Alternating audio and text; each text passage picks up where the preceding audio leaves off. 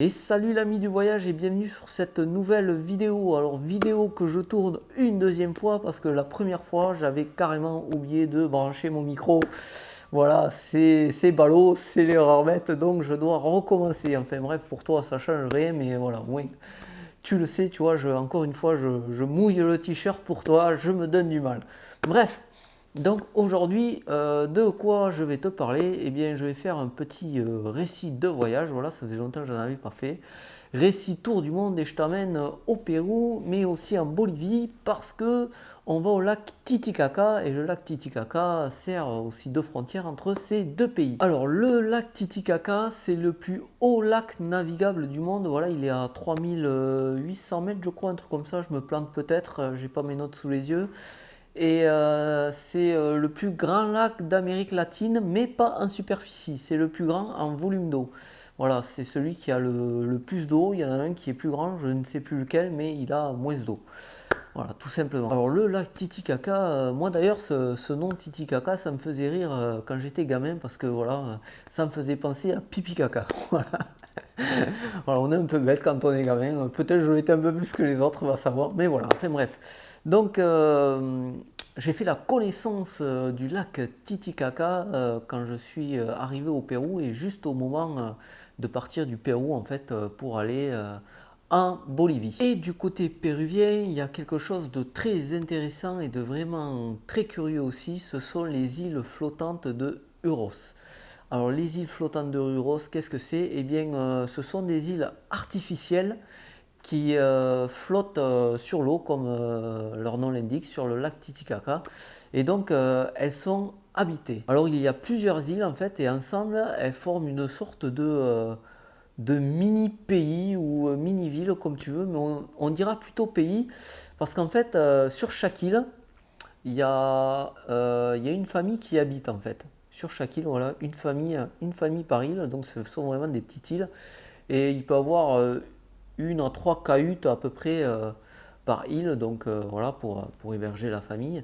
Mais il y a aussi une île un peu plus grande qu'ils appellent la capitale, voilà, c'est une île plus grande, c'est un peu la mairie, on va dire, tu vois. Donc j'ai fait cette petite visite, alors on t'y amène en bateau en fait, et là j'ai découvert un monde à part, voilà, c'est vraiment un pays dans le pays, quoi.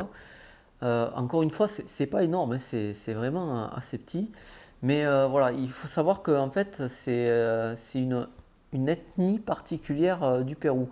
Il y a plusieurs ethnies au Pérou, notamment les Quechua et celle des îles de Huros aussi, et dont je me souviens plus du tout le nom. Voilà, peut-être je te mettrai un sous-titre par là si j'arrive à le retrouver. Mais voilà, c'est une ethnie particulière qui vit là. Parce que je crois qu'à une époque, ils ont été oppressés en fait et ils se sont enfuis, ils se sont cachés comme ça au milieu du lac Titicaca. Donc j'ai fait cette visite et alors comment ça se passe? En fait, on te débarque sur une île et après on dispatche les touristes en petits groupes sur plusieurs îles. Parce qu'en fait, ils font un roulement pour que toutes les îles, donc toutes les familles, aient au moins une fois dans l'année le roulement de touristes et qu'ils puissent avoir des sous, tout simplement. Voilà, parce que les touristes amènent de l'argent, hein, c'est bien connu. Et donc voilà, ça tourne chaque année. Donc moi je suis allé sur une certaine île, mais si toi tu y vas par exemple, eh bien, tu seras sans doute sur une autre. Donc là, la visite commence déjà par une petite, on va dire une explication, une présentation des îles, comment ça se construit. Alors en fait, elles sont construites à base de tourbes. Tu vois, c'est vraiment de la tourbe, de la terre, quoi, de la terre à base aussi avec de la paille et tout, donc ça flotte. Et par-dessus, ils mettent une couche de roseau. Alors, c'est pas exactement le roseau de France, c'est du roseau assez fin, mais qui flotte aussi, bien entendu.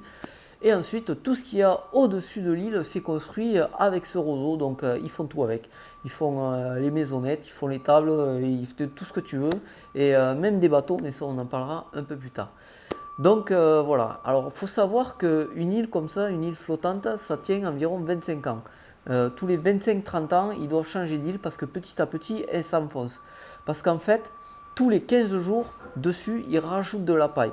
Voilà, comme c'est de la paille, du roseau, ça pourrit petit à petit, donc ils sont obligés d'en rajouter à chaque fois, et au bout d'un moment, ils sont carrément obligés de changer d'île. Voilà, ensuite, après ce petit passage informatif, on te fait visiter une cabane familiale. Alors, c'est visite, c'est vite dit, hein. Le truc, bon voilà, c'est tout petit, c'est juste une pièce quoi, avec un lit. Et voilà, on t'amène là et la personne qui te fait visiter entre guillemets, elle dit bon ben voilà, c'est là que je dors avec ma famille. Et voilà. Et en fait là, le truc, si on t'amène dedans, c'est pas pour te raconter la vie. Alors tu peux raconter, tu peux poser des questions, pardon.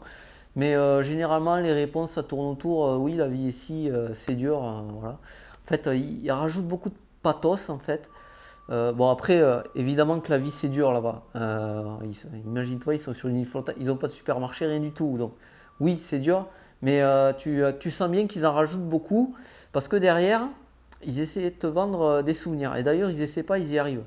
Parce que voilà, t'es tout seul, alors maximum 2 ou 3 touristes dans la cabane, et le gars te regarde dans les yeux, il fait oui, voilà, c'est très dur et tout. Vous voyez, je fabrique ça de mes mains, un petit souvenir et tout. Et donc tu te sens un peu obligé d'acheter. Même moi, tu vois, pourtant j'achète jamais de souvenirs comme ça. Mais là, je me suis senti obligé d'acheter un truc, quoi. Donc j'ai pris un petit machin pour ranger, tu sais, avec des poches là, plusieurs, pour ranger des portables et tout, que tu accroches au mur. Enfin bref, voilà, un truc qui ne sert strictement à rien, bref. Mais au moins c'est artisanal. Et voilà, en fait, ils font ça surtout pour prendre de l'argent aux touristes. Ensuite, après cette visite, on te propose un petit tour en bateau pour aller jusqu'à la capitale. Alors, t'es pas obligé de le faire, mais si tu le fais pas, tu restes là sur ta petite île à rien faire. Et faut savoir que le tour de bateau, c'est en plus, hein. Voilà. Donc hop, tu ressors le portefeuille, tu repayes et tu fais ton tour de bateau. Alors le bateau est incroyable, c'est un truc pareil, tout en fagot de roseau et voilà, ça flotte. Alors ils ont un moteur quand même dessus, mais voilà, je te mettrai des photos et comme d'habitude, tu vas voir, c'est assez impressionnant à voir. Et donc voilà, ils t'amènent jusqu'à ce qu'ils appellent la capitale, mais avant, pour te dire au revoir, la famille te chante une petite chanson.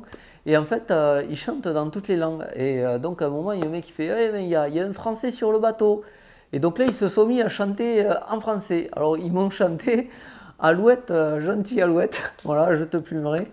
Et alors ils l'ont chanté dans un français très approximatif. J'avais beaucoup de mal à comprendre ce qu'ils chantaient, tu vois. Et bon voilà, c'était sympa. Et à côté de moi, il y avait une péruvienne et elle me dit ah, il chante une chanson, mais qu'est-ce que ça veut dire?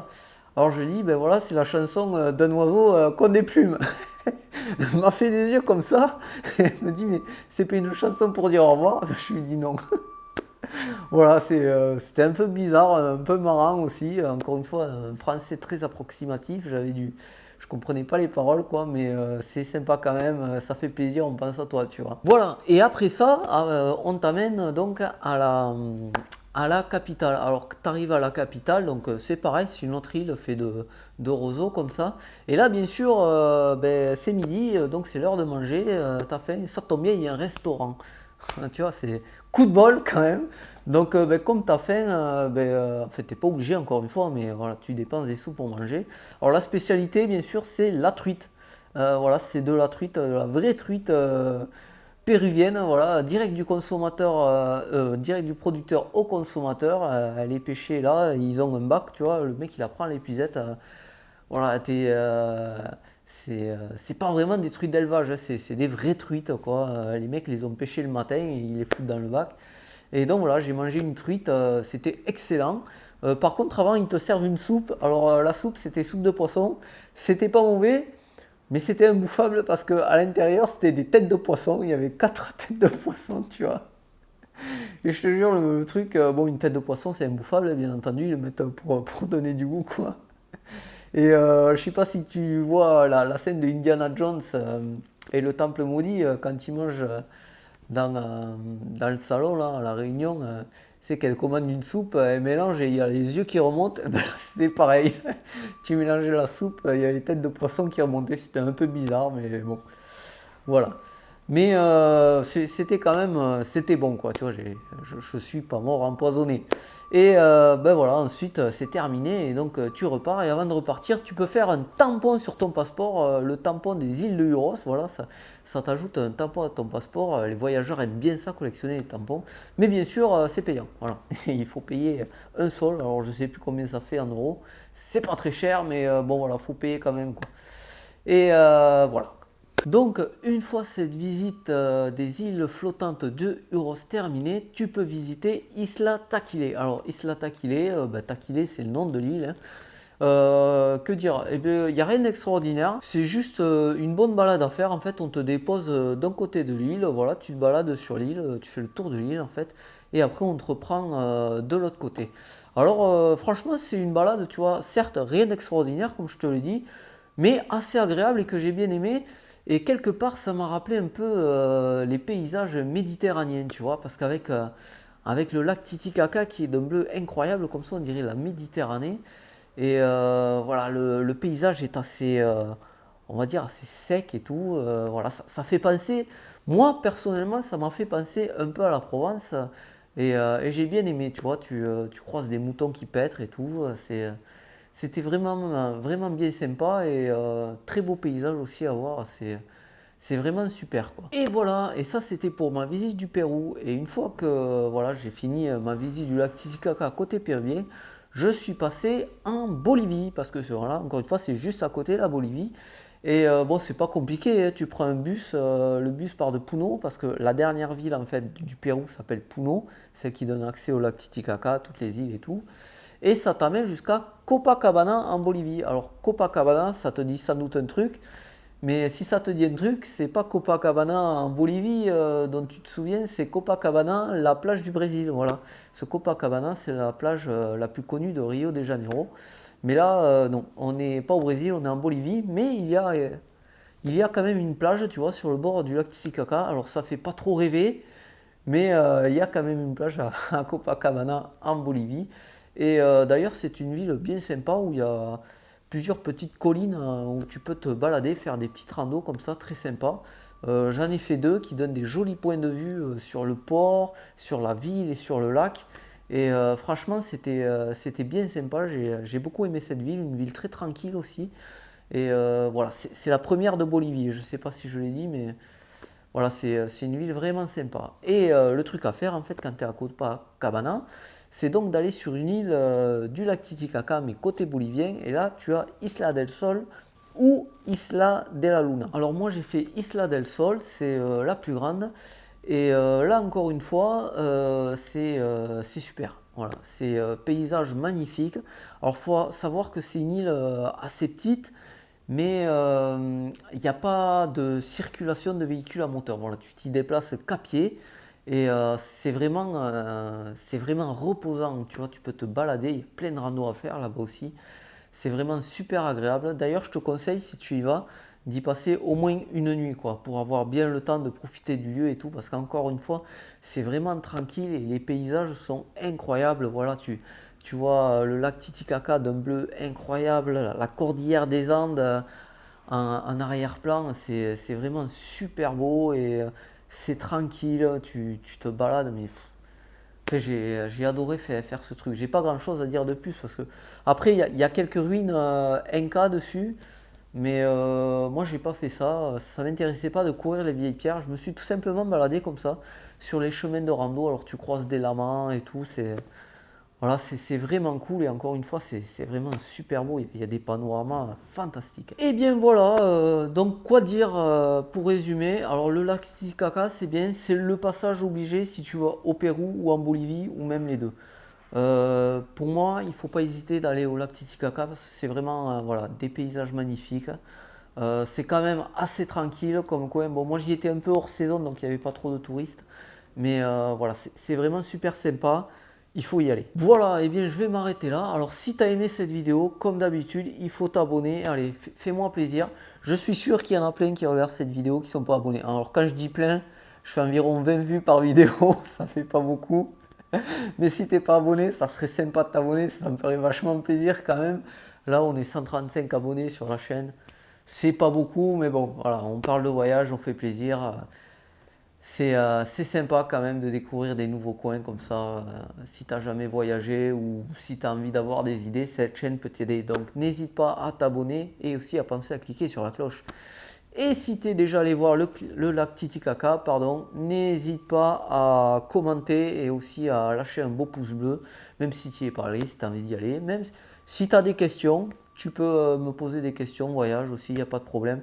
Encore une fois, on n'est pas nombreux sur la chaîne, donc je peux te répondre. Voilà, c'est l'avantage de ne pas avoir des millions d'abonnés.